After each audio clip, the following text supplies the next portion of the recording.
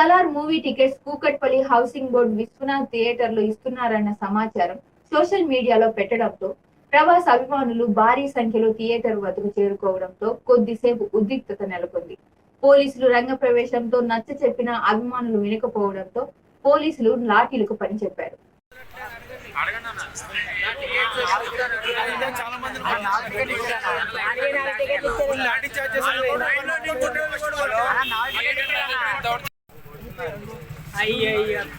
అవునా చెత్త కొడుతున్నారు చూడండి